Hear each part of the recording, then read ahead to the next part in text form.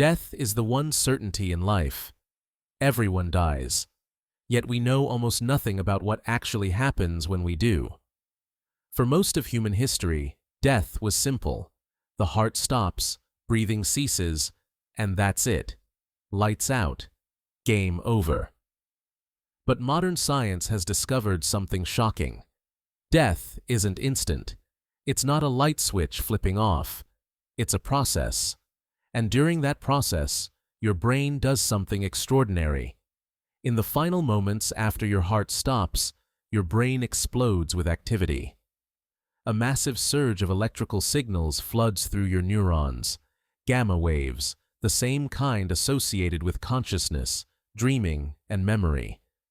Regions of your brain that were quiet suddenly light up like a Christmas tree.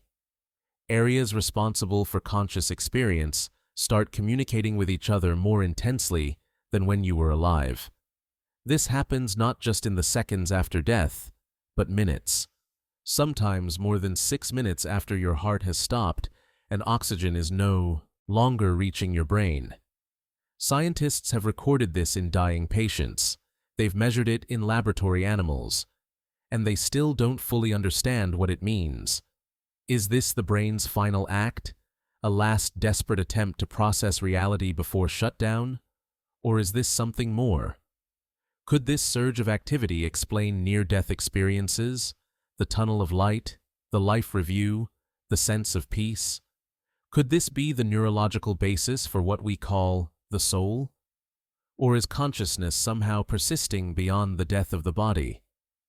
Welcome to the new science of death, where the line between life and death is no longer clear, and where dying might be the most conscious moment of your entire life. For thousands of years, death seemed obvious. A person stops breathing. Their heart stops beating. They're dead. But modern medicine changed everything. In the 20th century, we developed resuscitation techniques, CPR, defibrillators, artificial ventilation. People who would have been permanently dead were brought back, and they remembered things. Near-death experiences became impossible to ignore. Then, in the 21st century, neuroscience gave us tools to peer inside the dying brain. MRI machines, EEG electrodes, real-time recordings of neural activity. And what scientists discovered shocked them. Death is not the end of brain activity. It's the beginning of something strange. Dr. Sam Parnia, a leading researcher in resuscitation science, has spent decades studying what happens at the moment of death. He explains that for most of human history, once a person has died, we assumed that nothing would really be happening in their brains. That consciousness was like a light switch. It's either on or it's off. But with modern MRI and EEG machines, we've made a fascinating discovery. A few seconds after we die, there's an explosion of activity in our brains. They light up like a Christmas tree, especially in areas associated with dreaming and altered states of consciousness. This discovery came from real patients. In 2023, researchers published a landmark study. They recorded brain activity in a dying patient, referred to as Patient 1, who had life support withdrawn. In the moments following the cessation of her oxygen supply, Patient 1's brain exhibited a surge of activity. Regions that had been nearly silent while on life support suddenly displayed heightened electrical signals known as gamma waves. Notably, areas of the brain associated with consciousness became exceptionally active. In one region, these signals persisted for over 6 minutes, while in another, they were recorded at levels 11 to 12 times higher than prior to the removal of her ventilator. Even more striking, during these dying intervals, different brain regions began communicating more closely than before. The most significant connections initiated immediately after her oxygen supply ceased and lasted for nearly 4 minutes. A subsequent surge in connectivity occurred more than 5 minutes and 20 seconds after life support was withdrawn. Importantly, areas associated with conscious experience and memory formation were actively engaging with each other, even as she descended deeper into death, suggesting that something akin to life was occurring in patient one's brain. This wasn't an isolated case. In 2022, neuroscientists accidentally recorded the activity of a dying human brain during an EEG monitoring session. An 87-year-old man experiencing seizures was being monitored when he suffered a fatal heart attack. The researchers captured 30 seconds of brain activity around the time of death and discovered rhythmic brainwave patterns, gamma oscillations, similar to those seen during memory recall, dreaming, and meditation. The team suggested that the brain may be playing a last recall of important life events just before we die, similar to the ones reported in near-death experiences. Dr. Parnia emphasizes that what has been discovered is that as people and animals die, the brain flatlines. Most of the function is lost. But then suddenly, either 5 minutes before or up to 5 minutes after, and remember, these are very early studies, we don't know if this could extend longer. There is suddenly, in some cases, a sudden surge of brain electrical activity of a very high frequency that lasts for a very short period of time, and then it's lost again. This challenges everything we thought we knew about death. For decades, doctors were taught that after about 5, maybe 10 minutes of oxygen deprivation to the brain is irreversibly damaged and dies, and that is actually not true. That has been shown now for more than 2 decades to be not quite the whole truth of the story. The brain doesn't die instantly. Cells don't suddenly decompose or degrade. There is a fairly long period of time in which even the brain can be preserved even after people have died. So what's happening? Why does the dying brain suddenly burst into activity? Several theories have emerged.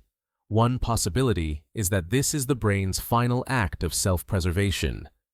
As oxygen levels drop, the brain releases a massive surge of neurotransmitters, dopamine, serotonin, endorphins, in a desperate attempt to restart normal function. This chemical flood could trigger the intense experiences reported in near-death experiences, the sense of peace, the tunnel of light, the life review. Another theory is that the dying brain is processing and consolidating memories one last time. The gamma waves recorded in dying patients are the same frequencies associated with memory retrieval and integration. Perhaps in its final moments, the brain replays significant life events, creating the phenomenon known as life flashing before your eyes. This would explain why near-death experiencers often report vivid, panoramic reviews of their entire lives in a matter of seconds. A third, more radical, theory suggests that the surge represents a transition in consciousness. Some researchers propose that as the constraints of normal brain function break down, consciousness expands into altered states. The brain regions that normally inhibit certain experiences, mystical states, out-of-body sensations, encounters with deceased loved ones, lose their regulatory power. The result is a flood of experiences that feel hyper-real.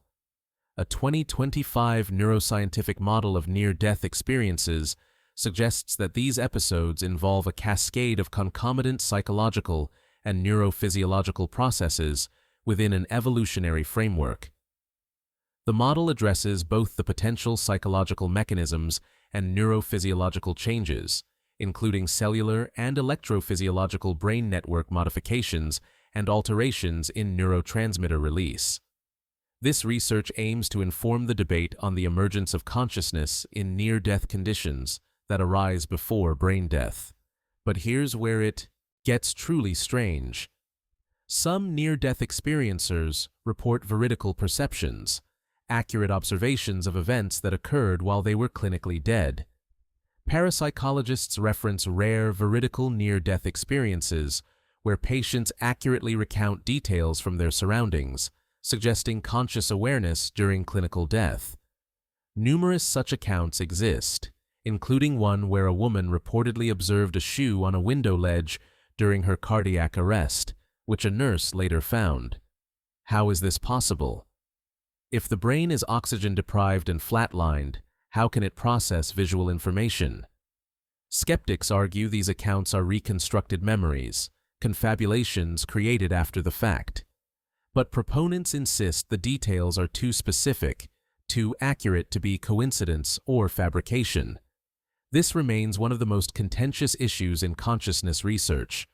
Then there's the question of what happens after the surge. After the gamma waves fade, after the brain activity stops, what remains? For materialist scientists, the answer is simple: nothing. Consciousness is a product of brain activity. When the brain dies, consciousness ceases. You are your brain, and when it stops, you stop. There is no soul, no afterlife, no continuation, just oblivion. But not everyone agrees. In December 2025, a radical new physics model proposed by Professor Ströme suggests that consciousness does not end when we die. According to this theory, consciousness is not generated by the brain, but is a fundamental field that permeates the universe. The brain acts like a radio, tuning into this consciousness field. When a person passes away, their consciousness simply returns to the background field. This theory is highly speculative and not yet accepted by mainstream science, but it represents a growing willingness among physicists to consider consciousness as something more than an emergent property of neurons. Another fascinating angle comes from recent research on cells after death. In December 2025, scientists discovered that xenobots, cells that reorganize themselves after death, may signify a form of consciousness. Some experts argue these self-organizing behaviors indicate that cells possess a rudimentary awareness, while others vehemently disagree. If cells retain some form of function and organization after death, what does that mean for the self? Are we truly gone when our heart stops, or do parts of us persist in some fragmented cellular form? Dr. Parnia's research has also revealed that the traditional markers of death, no heartbeat, no breathing, are no longer definitive. Science has shown that actually even after a person dies, the cells inside of the body do not suddenly decompose or degrade, and there is a fairly long period of time in which even the brain can be preserved even after people have died. This has profound implications. It means death is reversible, at least for a window of time. It means the boundary between life and death is blurry, negotiable. It means we might one day extend that window, preserving the brain for hours, days, or longer after the heart stops. This raises ethical and philosophical questions. If death is not instantaneous, when is someone truly dead? When the heart stops, when the brain stops, when the surge of gamma waves ends, when cells cease all activity. Different definitions lead to different conclusions about organ donation, end-of-life care, and the nature of personhood. If consciousness persists for minutes after cardiac arrest, are we harvesting organs from people who are still, in some sense, experiencing reality? There's also the question of what it feels like to die.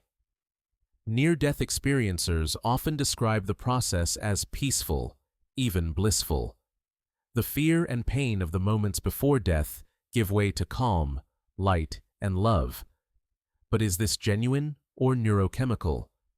The surge of endorphins and serotonin in the dying brain could create feelings of euphoria and transcendence, independent of any spiritual reality. In other words, the brain may be drugging itself, providing a natural anesthetic to ease the transition. Yet for those who experience it, the distinction doesn't matter. Whether the light at the end of the tunnel is neurological or metaphysical, it's real to the experiencer. And many who return from near-death experiences report profound, lasting changes: loss of fear of death, increased compassion, a sense of connection to something greater. These are not trivial effects. They suggest that whatever happens in the dying brain, it has the power to transform consciousness in ways we don't yet understand. So, what actually happens when you die? Based on current science, Here's the timeline. First, the heart stops. Blood stops circulating. Oxygen stops reaching the brain. For a few seconds, the brain continues functioning on residual oxygen and glucose. You might still be aware. Then, as oxygen depletes, neurons begin to fail. Normal electrical activity, the rhythms of waking consciousness, fades. The EEG flatlines. At this point, by traditional definitions, you are dead. But the story doesn't end there. Within seconds to minutes, the brain releases a massive surge of neurotransmitters and generates intense gamma-wave activity. Regions associated with memory, dreaming, and consciousness activate and communicate. This is the period when near-death experiences likely occur. You might see light. You might feel peace. You might review your life. This surge lasts anywhere from a few seconds to several minutes. Then it fades. The neurons exhaust their remaining energy. The electrical activity stops.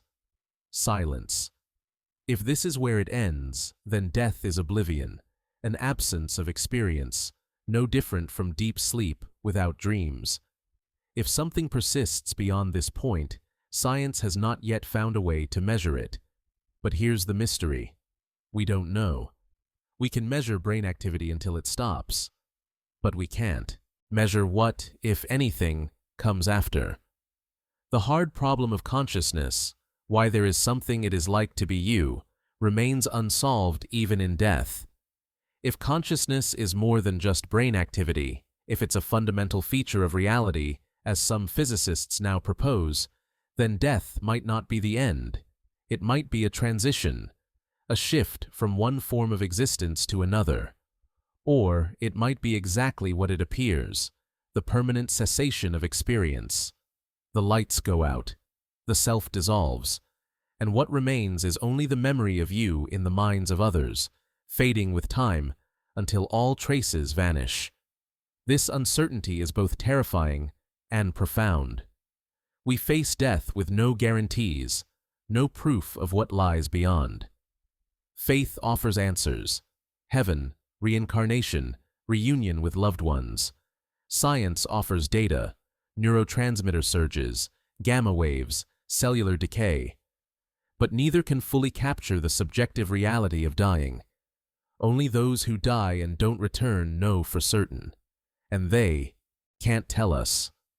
So we're left with questions that have haunted humanity since the first human became aware of mortality. What happens when I die? Will I still be me? Will I feel anything? Will I know that I'm dead? And if there is nothing, how can nothing be experienced? Can you experience non-existence?